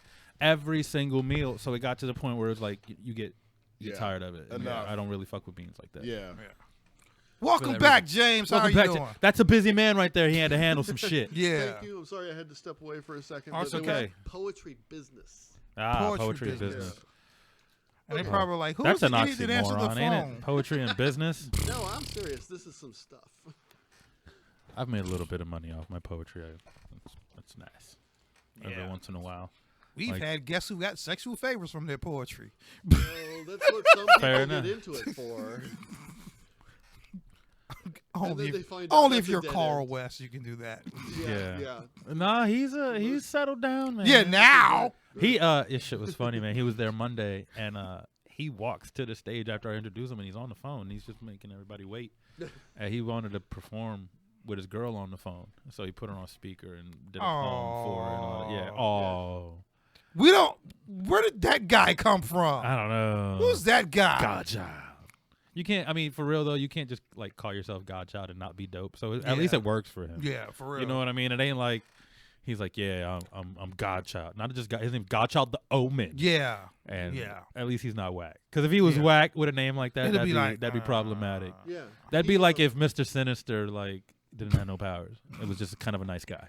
Yeah. But no, he is not afraid to share. I'll tell you that. No, he ain't. He loves having other people up. Sometimes he just comes to chill, even though Yeah. everyone wants him to get up. What's Godchild going to do today? He just wants to Yeah. look and see what you're doing Right. on the stage. Yeah, he's a pillar in the community. Yeah. I think a lot of us look up to him. I remember when he first called me, and I was kind of a fledgling, really still, to do Mike Fiend. I was like, what? I was in minion mode, son. I didn't know what to do. You know, you look up to these people, and then they reach out to you to do these events. Yeah. You know what I'm saying? It's a big deal. You've been really abusing that mic tonight. He's been beating the You shit out. You that started mic. off stroking it. Now At you're first just yeah. At first you stroked it. He's taking the microphone through the levels of a relationship. Shit starts out cool. Who loves you? That's Who loves you? And then by the end of it, you're beating the fuck out of it because y'all sick of each other. Get the fuck out my face with that shit, Tina. Nisha needs to call in and talk to my microphone about who's Tina. Turner. Tina Turner. Okay. I'm sorry, I had to channel my inner Ike. Okay. I mean, not necessarily beating the person, but that relationship. You've seen relationships that are just beating a dead horse. Y'all, everybody around him, like, they should have broke up a long time ago. I don't know why they're still together. He cheat on her all the time. She don't even like him. She called him an asshole to his face, and he said, I know. Can you believe that? She told him he had a small pee-pee. What? Yelled at him, motherfucker, when his mother was standing there. So, James. Well, they're from West Virginia, so it won't wrong. That is so stereotypical. How do you know that the toothbrush was invented in West Virginia? Did you know that? I didn't know that. Yeah, if it had been invented anywhere else, it would have been a teeth brush. That's just logic. Uh, I put that shit together by myself. I figured that one out. I got Dolo. West Virginia jokes. Do we want a West Virginia joke? No. Okay. They're nice. I'm people in West alienating our Virginia. entire West Virginia audience. All three of Whole them. state just went click. I mean, but they're all related, so they share a lot of things, including Radios. the Chocolate radio milk and station waffle show. reception. We ain't listen to them chocolate milk and waffle shows no more. They're pissed now, though. Jim Bob, Peggy Sue, and Earl are pissed as fuck. They will never listen again. Sorry, West Virginia. I work with a guy from West Virginia, and he's got this joke. He says, West Virginia, where men are men and sheep are nervous. Bah. Thank goodness that they took that away from being a Scottish joke, because being part Scottish, I heard that a bunch. That's funny. You heard a wee bit from that. Oh, that was Irish. My bad. That's funny. Like, how do you know Mick Jagger was from Scotland? How? The original words were, hey, McLeod, get off of my you. That's funny. It's awful. I'm Duncan MacLeod of the Clan MacLeod. I never die. Highlander. I live the most boring life ever. That is the weird part of the second movie. Is it starts off how boring everything is living. And I forever. know, like, could you imagine, like, Save the world. on the surface it sounds cool, right? The living forever, but then when you really get down to the grit of it, like, nah, man.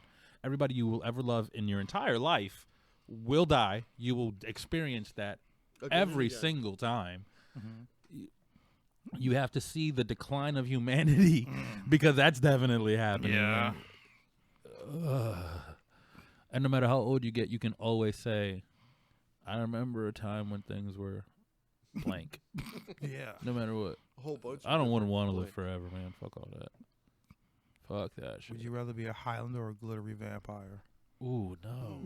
Damn. What the fuck kind of Not a glittery. kind of vampire. question is that? Vampires do not. That's like saying glitter. exactly what kind of cancer would you like to die from? God. I'd have to Highlander because at least it doesn't involve glitter. Yeah. Right. Like, this is me. What? Put your shirt on. Put your shirt on.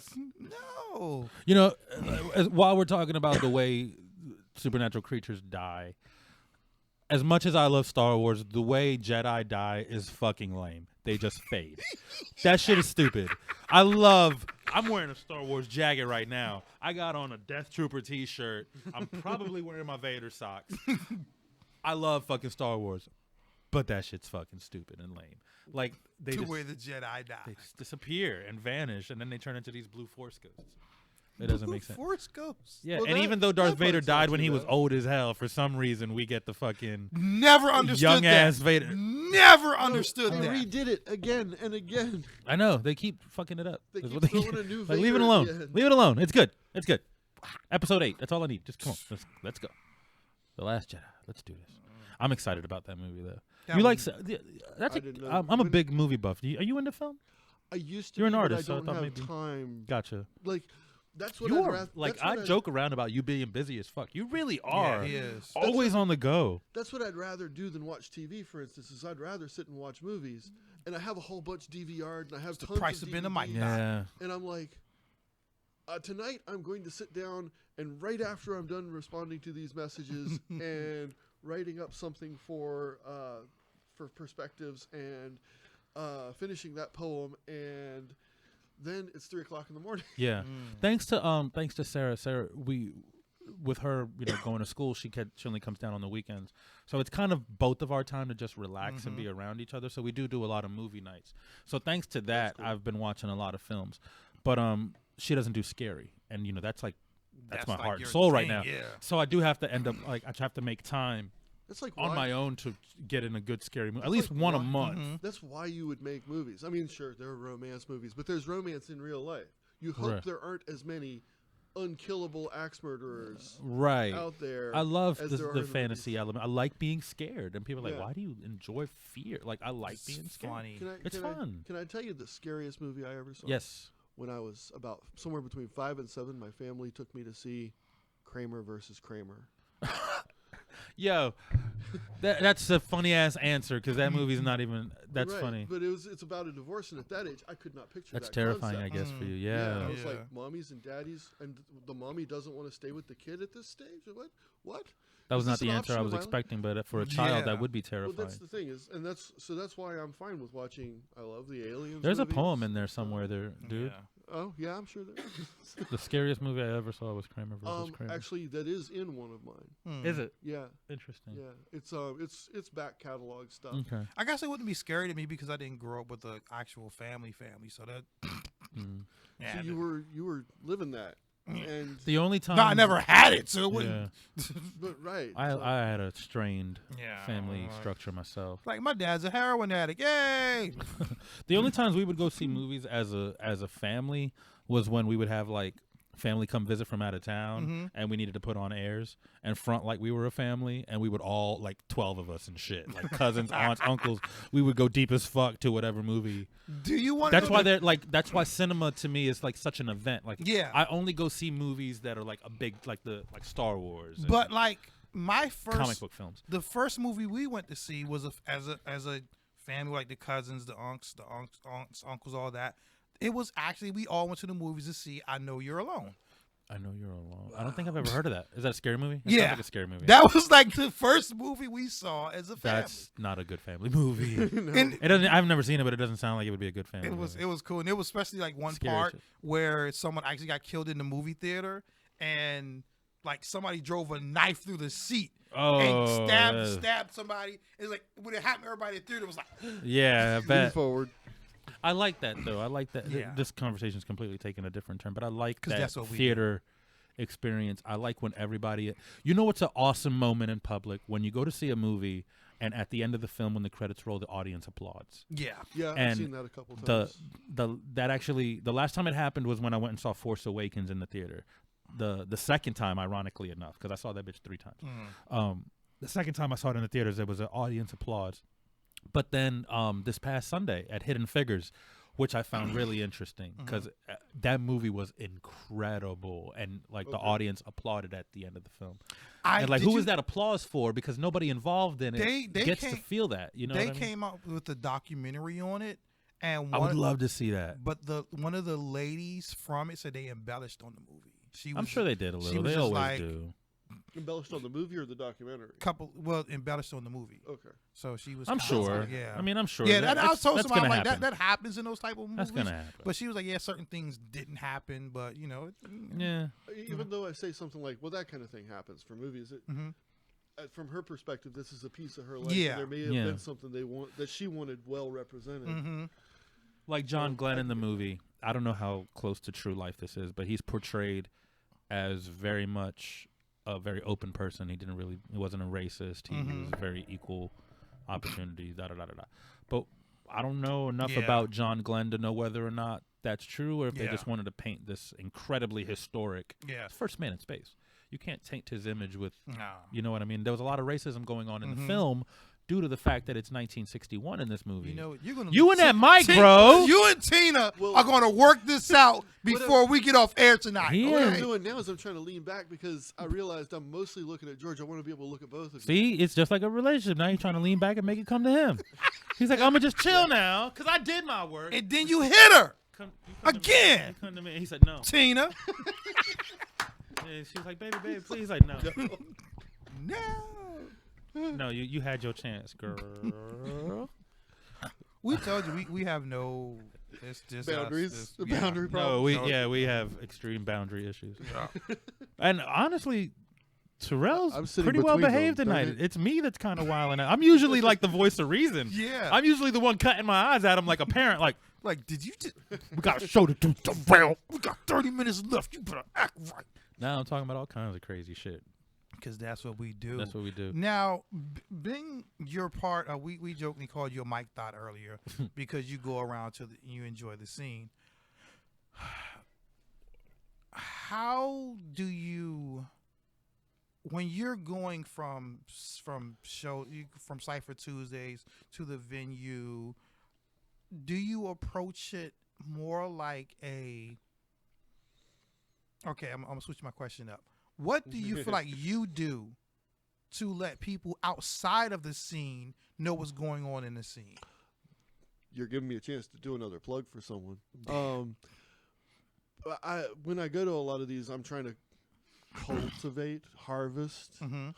That's a better one. Harvest some of the seeds that are growing in our area, and encourage them to come back out and come back out and come back out and come back out. And that's where I also hand them copies of Talia's list. Talia Chapman, beautiful person, wonderful worker on our scene in terms of accumulate. Not only is she a great poet, though, she needs to know that. She's a marvelous poet. Yes, she is. But she tirelessly creates this list of all of the open mics that she can get her hands on throughout Hampton Roads and Richmond. Yeah. Puts them on this list every week, updating and updating and updating to try and keep people in tune with what's happening so they can keep circulating. That is how I do my thing. Is I if they would let me, I would hang her list from my car mirror and just wake up in the morning, go out to the car, and when my eyes finally do crack open, that's the first thing I see, and I start driving to it. So I'm trying to harvest the talent, and every chance I do, every chance I get when I see a new person, I try and put that in their hands. Okay. It had faded for a while. Like sometimes I was coming away with reams of paper that are going out of date rapidly, and I'm like, what am I going to do? But this past couple of weeks, I have run out of copies and had printed more than usual at the venue. Well, that's good. At the venue on Monday this week, I circulated 12, and that's really only the starter level. If they get that list in their hand a couple of times and they finally see her email address at the top, they write her, they can get it in their email box. Then they don't need me handing them the paper copies anymore. So if I'm handing out 12, at least 10 of them are new people, and then a couple of people that aren't very internet-y. Ben spoke. And and so I'm recruiting. I'm helping her get the word out, and we just make this place bigger and bigger and bigger. Okay. Nice. So real quick, let's talk a little bit about the Word Art Show. Okay. And where's that going now? Because I know as an entity, it still exists. It just doesn't have a location right now. Right. Correct? That's something you point out at the venue a lot. That has impacted the Word Art Show. The venue is there for art. That is its thing. Right. It's, as you say, not a bar looking to pick up a slow night and get a few extra drink sales. Not every place can be like that. And when you're trying to reach out to other, to go distant and get that additional poet that's out there somewhere, that additional singer that's out there somewhere, you have to go and start shaking some hands and meeting some managers at places. And the place we were at in Town Center wasn't really profiting that well. I mean, I could even pack the room sometimes. We alternated months. One month 5 people would show up, and then the next month 20 people, and then back down to 5, and then 20 near the end there. But either which way, it wasn't generating the kind of sales that they wanted. Right. And so I have taken the Word Art Show to drift, and I will settle someplace, and I've asked around a few places. I still want it to settle in Virginia Beach for reasons that were hinted at earlier. Right. I don't know if I call Virginia Beach snobby, but certainly if Virginia Beach is snobby, that affects the situation. I think a lot of people in Virginia Beach think of art as something you go and see. Yeah. That and when you're dealing with a situation like that where you have to deal with the owner of an establishment, ironically enough, the establishment will not help promote. No. They do not get behind it. They expect you to do it all. And it's like, well. And where I had been, they had promised to. Right. But sometimes it was like their 3rd, 4th, 5th priority. Right. And so, they would. Maybe 2 of the shows they had done a big job of putting flyers up in the apartment building above there. Okay. And in the town center, like the merchants in town center circulate a newsletter, and they had mentioned in that a couple of times. But I understand it's lower on their priority chain because they're also trying to sell tarts and coffee and stuff like that. So I'm going to find another location because to me and to most of the rest of us, sure, there are some times when you want to go and see art, but when you've got this dynamic performance scene that is poets, that is musicians, that is comedians, that is novelists who want to come and share a piece of what they've been working on, and there are like 3 or 4 other things I could just throw out there, but that's like trying to name the 5 people I would publish first, and I'm going to forget someone. And so I'm going to forget an art or two, but they are all welcome at the Word Art Show as long as it involves your words that you wrote down, and you can just come and present them. But that means that someone needs to come and present. So it's not, let's go see art, let's go do art. Let's go participate in it, enjoy someone else's, and then get emboldened to stand up and present my own.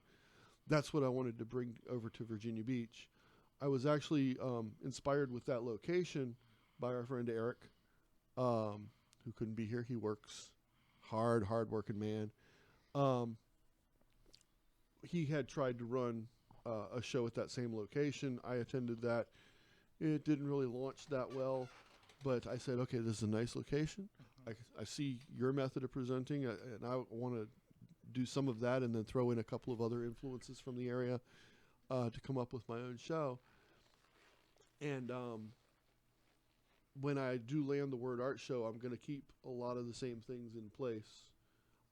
So the show has its own character, its own personality. I have another show planned that I've been talking about for ages that will also honor the fact that Hampton Roads is just physically humongous. Because if you start in Williamsburg and drive down to where I live in Dam Neck, or drive from Dam Neck over to Suffolk, you're going to cover 50 miles in one of those legs. I call the show Compass Points of Hampton Roads. It will travel around the area, a place in the north, a place in the south, a place in the east, a place in the west, and a place in the center. That's 5. Take a month off and start again. So gotcha. So 2 shows in each location per year. Per year. I have talked to a couple of hotels out at the oceanfront. If I can get in there in the cold season when they're not, thronging with tourists, a lot of those hotels have bars that the bartender's just sitting there with his hand on his elbow sometimes. Yeah. So picture doing your poetry with the Atlantic Ocean crashing behind you. Right. Through the big window. That's one I want to capture that in like October image and March. is remarkably douchey. That is like a very that's like the quintessential poet with your hair windswept on the surf. Sand hitting you in the face. I'm also picturing the old Williamsburg show for the North End. You're going to have your Colonial in the backdrop somehow. Did I ever tell you about the disastrous attempt to spit bars in the Colonial District? No. Okay. Do tell. I'm going to drag her back to it, but my business partner, Tanya, got about 8 minutes left of the show. Oh, this is real short. Okay, cool. Tanya is dynamic and has great ideas, and as you can tell from some of the ideas that have grown into the publishing venture, one time she started trying to collect people who would go up and read edgy poetry in the Colonial District, in CW, like near the magazine, so the tourists have to walk past us. And, edgy poetry meaning sometimes political, sometimes truths that you didn't anticipate, sometimes alternative histories, things like that. Well, there was like this major protest on the highway that blocked a couple of people from coming up. It was over the controversy over rebel flags. A bunch of guys got in their pickup trucks with rebel flags streaming from the back and slowed down I-64 from the south side. But we managed to get Bobby K, me, Tanya, and a videographer that she brought along. DMS, excellent videographer. And so we said, okay, we've got to go ahead and start. We can't wait for people that long. They'll show up. Maybe they'll get here in time for us to stop, and then they can throw in 2. So we decided we're going to do 2 each. We started with Bobby K. He threw 2 out there. And then Tanya went up and she read 1, and she started her next one. And way over here, Colonial Williamsburg security vehicle starts pulling down the line, driving along, weaving around horse crap because it's right there on Dog Street. And Then he stops while she's doing her piece, and he stops, gets out, and he's looking at us, and he shakes his head and starts walking over to us. And then it's supposed to be time for me to go up. He listens to like the end of hers, and then he says, okay, I need to ask y'all to stop. Someone called and complained that there was someone like harassing the public with poetry in front. And we didn't actually address anyone. We didn't really have an audience. No one had come up to stand around us. Because, you know, people that aren't into poetry really aren't into poetry. Right. Especially if you go there to see the old courthouse in the magazine at CW. Doesn't mean we aren't going to try again. So he said, you know, because of this complaint, I've got to ask y'all to break it up and to move on. And he was, you know, trying to be nice about it, but Tanya didn't want to hear that. Right. She's like, what makes you think that you can kick us out? And she just started getting some indignation going and things like that. And he's like, look, I didn't want this to be a production, and I'm not going to make you leave. But if you don't leave, then eventually CW might call the Williamsburg police, and they're the big kids with the guns and the handcuffs, and who knows what happens then. I'm warning you because I don't want something to happen to you. He was nice about it. In the end, he like I said, okay, we'll go. And I'm trying to gather us together so we can leave. I'm looking for Bobby K. Bobby K is, I just catch the tail of his back fading into the distance. He was not there for any of this confrontation. He and his girlfriend walked. If there had been fog that day, it would have been beautiful. 'Cause it would have rolled around behind him and closed him off, and he would have vanished. But I'm like, okay, we'll go. But hey, our friend got to spit. She got to spit. I didn't get to spit. Can I just read you poetry to the security guard? He's like, sure, go ahead. So right there, standing next to his car, without the microphone, he let me go ahead and rattle off a questioning police authority poem. That's so funny. Right to him. And he actually said, well, I like that. That was very nice. And then I was like, okay, well, I mean, you let me do that. I guess we're going to go now. That's funny as hell. Yeah. But remember, Tanya brought along a videographer. That's on video. Yeah. Oh, wow. Me spitting anti-police right at the police. That's pretty badass. Well, I hope that those 2 hours have been as fun for you as they've been for us. It's been a real good time, man. It's been a gay old time. Wait, good. It's been a marvelous time. It's been a marvelous time. Thank you for being on the show. We appreciate you.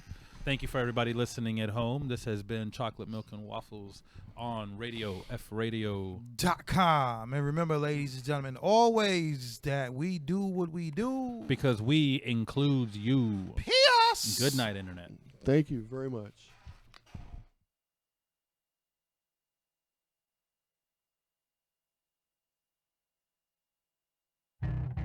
After all, it's days like this that always brought out the best.